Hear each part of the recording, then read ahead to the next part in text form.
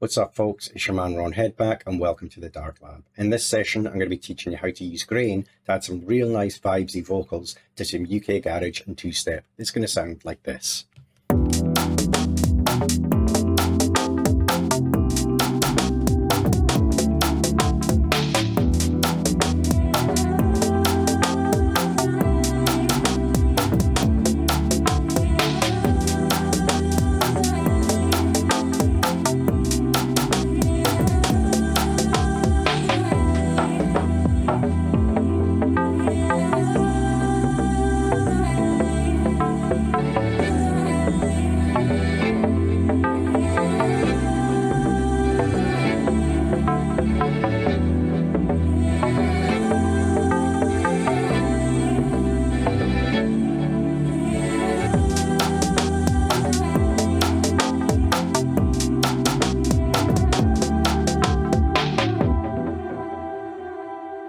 Feel me? Okay, let's have a look in the rack and see how we're building this.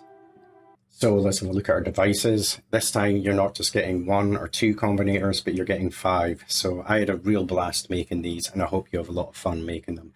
Now usually I start these tutorials with the beat, but I actually find writing two-step quite tricky. If I'm just listening to the beat in its own, I've got this temptation to add too much into it. And let's face it, two-step and garage is a kind of real sparse beat, and it's the interplay between the kick, the snare, and the bass and the chords. So what a better way to start than having a look at the chords. So first up, we're going to look at phase Rhodes. Now you might say, hey Ron, what is it with you? You're using Rhodes again. Well, I kind of think that the Rhodes is to garage and house what the electric guitar is to rock and roll. So, you know, it's here to stay.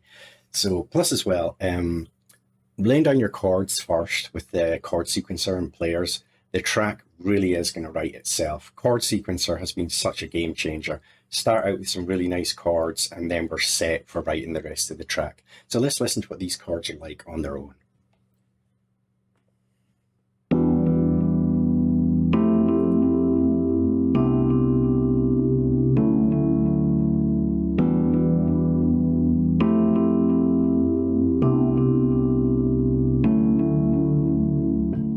So just some nice vibey chords there, just 4 bars, and then it's just totally simple, nothing fancy.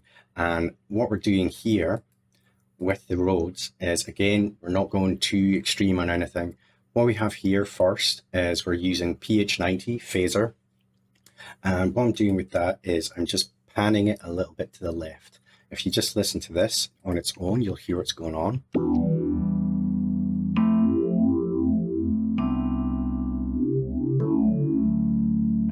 It kind of adds that nice soul-y kind of feel. It's a kind of 70s vibe that's going on there. And if we're bringing that in with the dry, of course, it retains the full sound.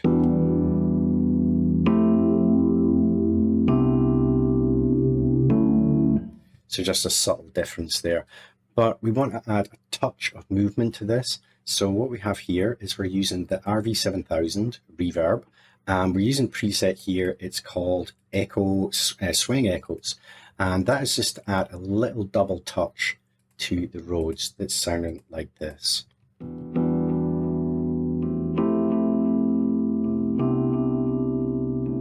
Bring in the dry. And bring in the phase.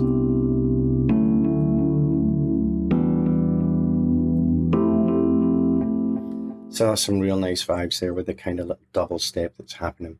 What you can do, if you're doing lots of piano and Rhodes and such like in your tracks, I really recommend you get to grips with no echo, because it's your buddy for when you want to add little variations to your flat chords. And what we have here first is we have a step length of 3/16, and that's using the tempo sync. Only 1 repeat, and we're doing a 1 octave jump, so you're going to get that kind of nice bounce up into the air, like so.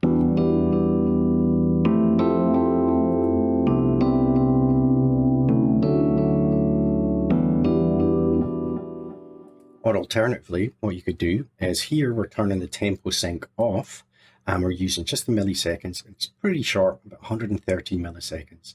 This time we're not doing a pitch jump, and we're just making a kind of simple pattern here by turning some of them on and off, and this gives a nice bubbling effect, like so.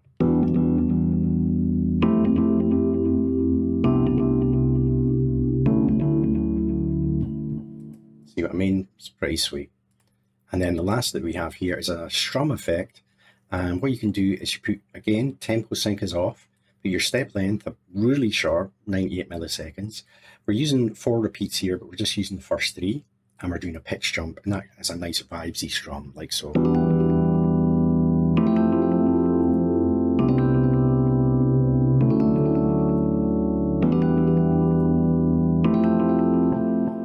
So that's nice, dreamy chords that's just begging to have a beat laid down with it. So let's have a look at the beat next. So let's move into laying down our beat. I have to confess, I'm not exactly the best at writing two-step.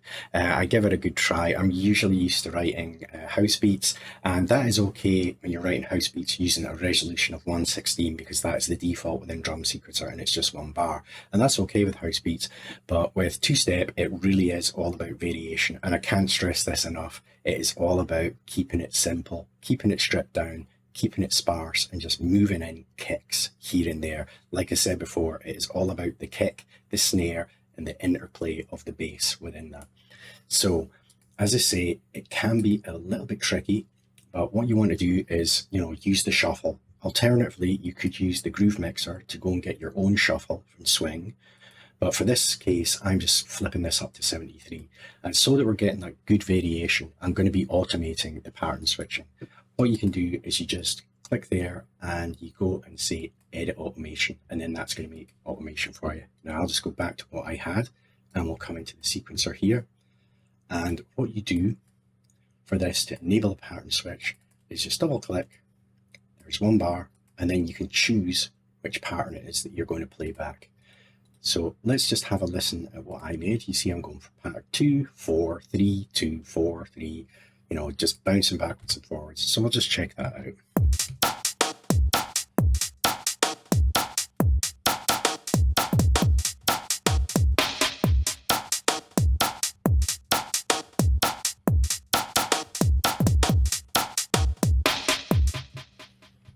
So not too bad for a guy who usually just does house beats. Another thing that you can do is if you flip on direct record, you could just be switching your patterns on and off. Now I have a surface to do this, but you could just be hitting record and going through those surfaces. So I'm going to show you an example of that. I'm just going to mute my patterns, and you make sure that you have armed the Kong for record. And then I'm just going to flip between some patterns, and we'll see what that sounded like. So here we go.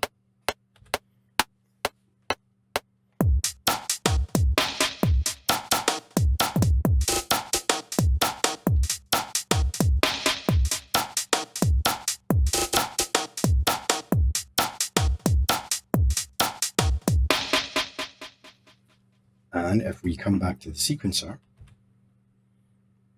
we will see there that that has recorded all the pattern switches just direct in with all the MIDI. And you could go in there and just really fine tune your beats, because then you can be going to 164, 128, really just get that subtle swing on things. And of course as well, making life easier, hit F8, bring up the tool window and explode. Makes things much easier for kind of going around and doing your editing. So with that, let's move on to the individual sound selection. So let's have a look at our drum sounds. First up, the kick. You want something that's quite short and stubby. It's got quite a dry feel to it. And we'll accompany that up with the snare. This is really sharp. Go for something with a short decay. Now here's just a little word on history. You may or may not know that UK Garage, its history is so much embroiled in drum and bass and jungle. I mean, that's where it comes from. So a thing I tend to do, and I would recommend, is if you have old sample packs of like drum and bass or jungle or old breaks, go in there and delve into the snares. Almost all the snares I'm using here are from old drum and bass packs. So we'll just check the kick and the snare. Really simple. Just the kick on the 1, then on the 3rd here, and then just alternate. So here we go.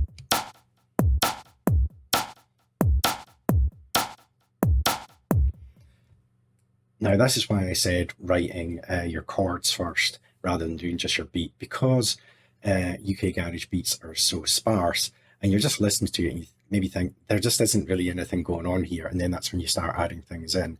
Well, that's what I find personally anyway. So bringing in an extra bit of movement, we have our hi-hats, and for here, I'm using something quite short and metallic, a little bit of a kind of shaker feel to it. I'll check what that's like. Like here on the first hi-hat, a little bit of probability, 60%, and then on the third hat, a 30%, just to kind of spice things up a bit.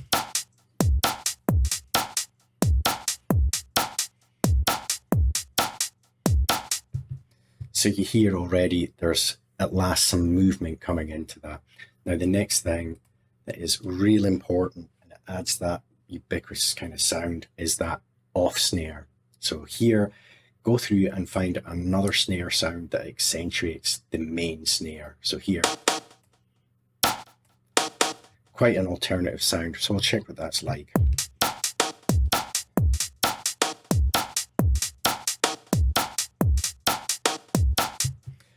And it's then with your pattern switches and variations that you can kind of put an off snare in there, put an off snare in here, just back and forth. A thing I find is pretty useful is look for the spaces in between your hi-hats and your main snare.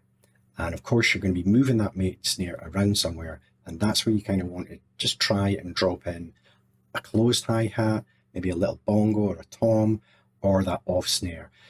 You might not get it, the first couple of times, but just experiment, just drop one in. Does that work? If it does, copy it to a pattern, and then you can go back and you can flip in between things. Now, in this case, I was wanting to keep things fairly simple, but a thing I wanted to add was a kind of dub snare crash. If you listen to drum and bass back in the day, you will know that snare. But what I'm doing here is this is 0.25, so that it's coming in just as a little extra. I'm just showing you for this demo because this is just one bar, but that'll be on the fourth, and you're just going to get that kind of dubby kind of snare crash at the end there, like so.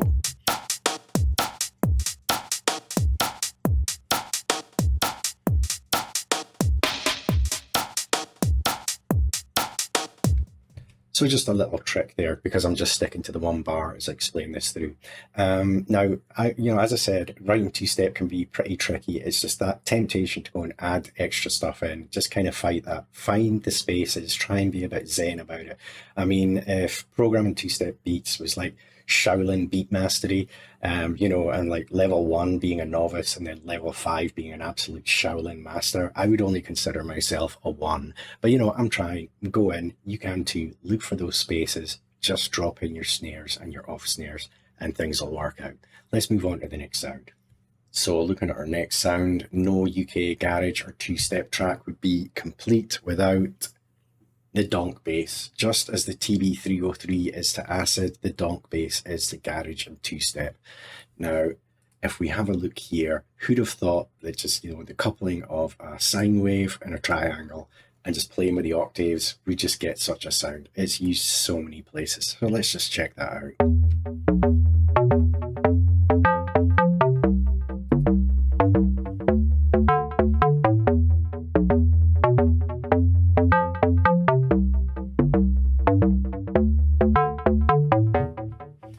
Now, remember how I said at the start, if we get our chords down via the players and Reason, it's going to write the track for us. It has so totally done that.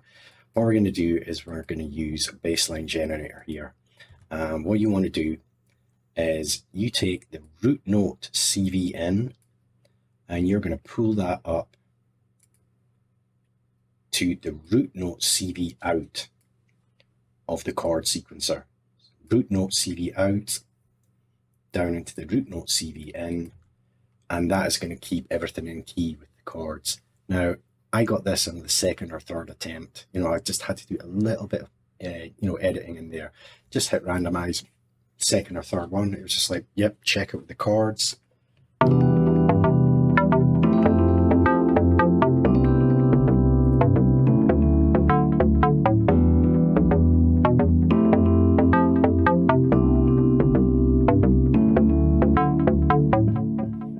Total vibes, just working really, really nicely. Now, I've done a couple of other tricks in here.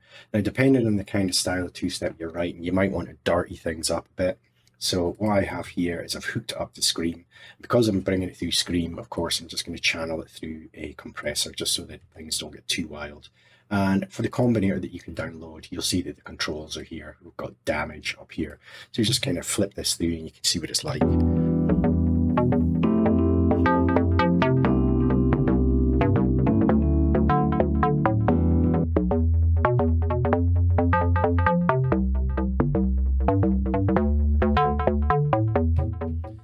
That can begin to sound a bit too harsh, and just a kind of word in general about kind of donk basses is put your amp and the attack just up a touch, just a little bit, because if you don't, it can kind of sound a bit too clippy.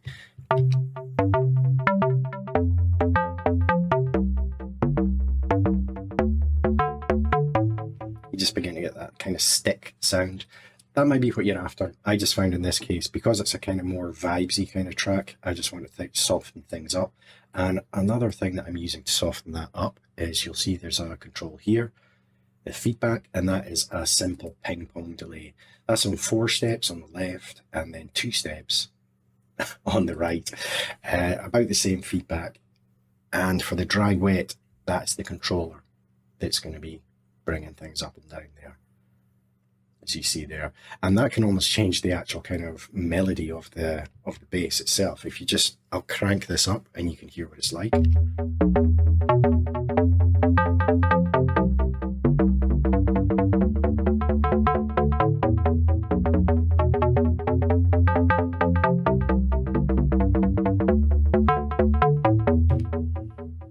So that's sounding pretty neat. Some other little tricks that you can do with your donk basses, and I've put them in here as Combinator controls, is I've got high donk, and that is just putting the oscillator 2 up 1 octave. So we'll just check that.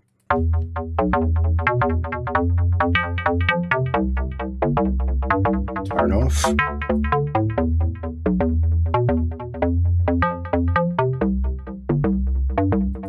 And on.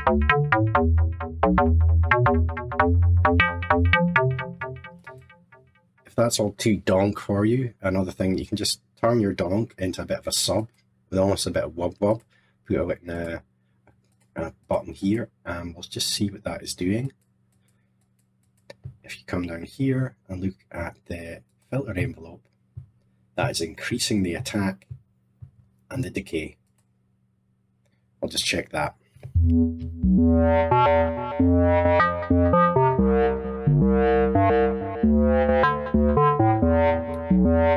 Couple it with a high donk.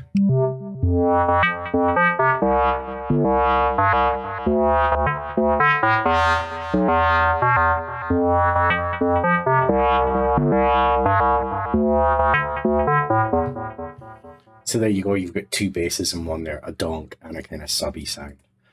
Okay, with that, we'll move on to the next sound. Now, moving on to the start of the show, and that is moving grain. Now, I was wanting a vocal to go along with what I'd written here, so I just dove into my samples and I found this one. Feel the rain.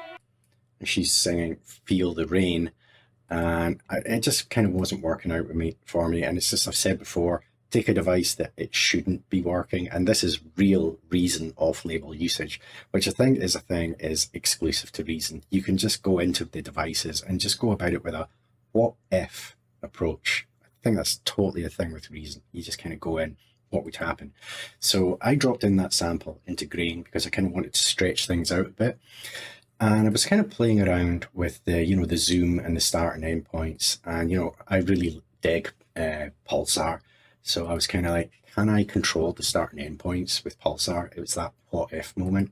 So in order to do this, what we see here is we have a Pulsar down here. And in the Combinator, I have the grain, and I put the start point and the end point there. And what you can do is then that can be available as a control CVN for Pulsar or any other such like. So I'm taking the start and I'm bringing it down here, and I'm bringing the end down to here. And you can see what that is doing. It's just shifting and phasing around. And what it's doing is, because we're using end freeze, really recommend you play with that. You know, when you, not just vocals, all kinds of sounds, you really do get kind of nice elongation. And because the start point is shifting backwards and forwards, with the end point, you're getting a slight reverse sound. So we'll just check it again.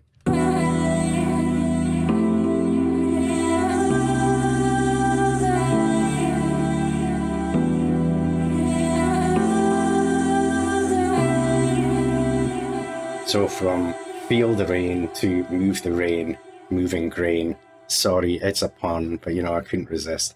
So in this combinator, what I've done is I've exposed the scroll and the zoom, the start and end points, like here, like so. There's a dry and a wet because we're kind of breaking it through here. And I really recommend you just drop some of your vocal samples in here and just play around with them. You'll be really surprised. At first, maybe some sounds, they won't just quite work. Go through some of your sounds and you'll be like, wow, that's really, really changed things. I had a blast making this, and I hope you have a blast using it too. Other little things we've added in here is we're using the grain delay, switches on and off there. And we also have the echo, because you maybe want to really rinse things out, like so.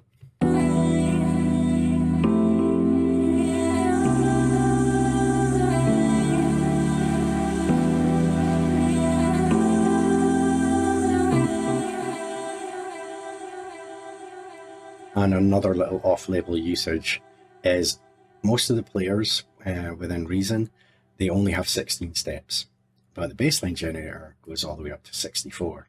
Now, I tend to try and stay in the rack as much as possible before committing to the sequencer, so I just wanted to play that one note, and I was kind of like, okay, well, this has got 64, that'll be enough, you know, because I'm going at rate 1/4, but then making variations on it, and it's the interplay with, you know, the sounds that are going on there, you get some really other random patterns, so try it.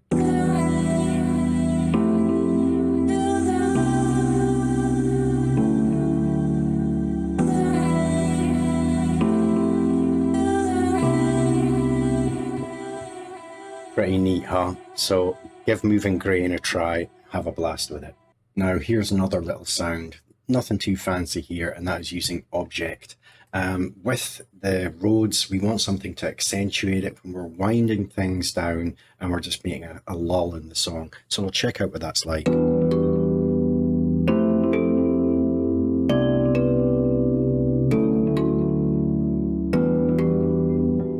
So it just adds to that kind of vibesiness. And we've got here a little arp. And again, remember how I said with the chord sequencer, this is using the same chords as the Rhodes and then coming through an arp. So we can kind of speed that up. Make it high, make it faster.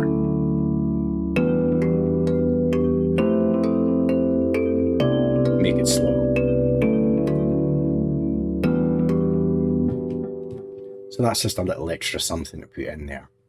Okay, last but certainly not least, it's those swelling tremolo strings. We'll just check them.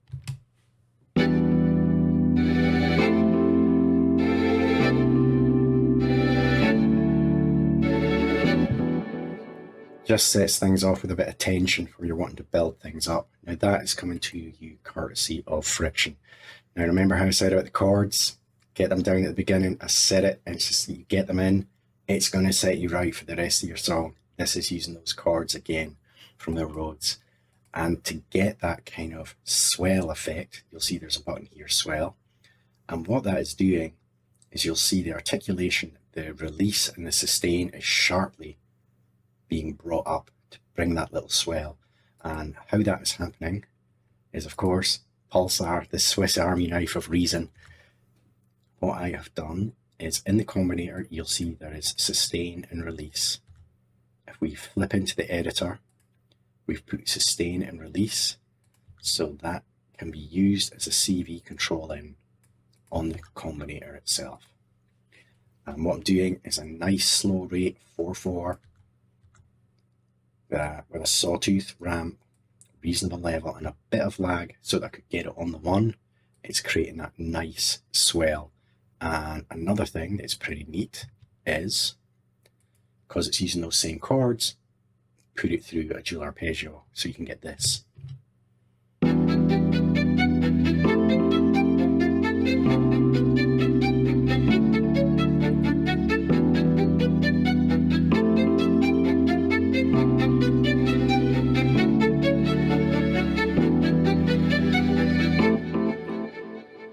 Another neat thing is you can play with the rate. That is just bringing up the ARP rate. So we'll just check that.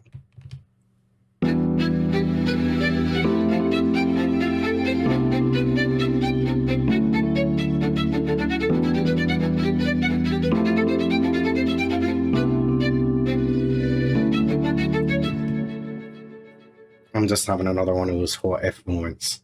What if I had Pulsar flip the rate? That's for next time. So now we've been through all the devices, let's bring it all together.